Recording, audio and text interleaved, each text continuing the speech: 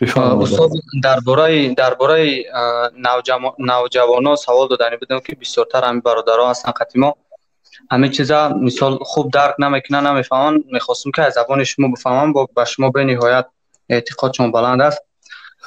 درباره اساس دین تا کدام زینت طلب کردن علم از اسلام برای مسلمانی که به الله باور دارد به کدام تا کدام زینه واجب است براش، مثلا زبان عربی یا حفظ قرآن یا دیگر همین چیزا.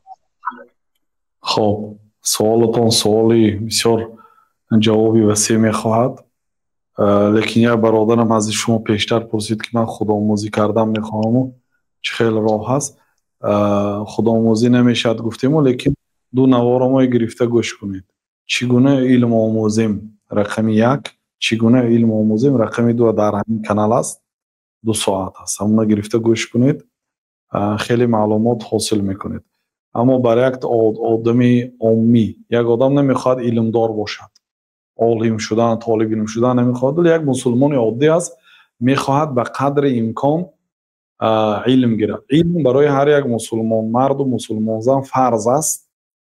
به قدری مثلا علم عقیده باید اقلا همون اصول اعتقاد ما نوشتیم، یک کتابی معیده کس همون قدر اعتقاد داشته باشد. نماز باید صفتی نماز و صفتی طهارت داند. اهل زکات باشد زکات داند. اگر تجارت کند تجارت داند. کدام ساحه کار کند همون ساحه علمش آموزد.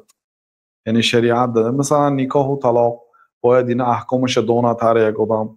همین گونه برادر عزیز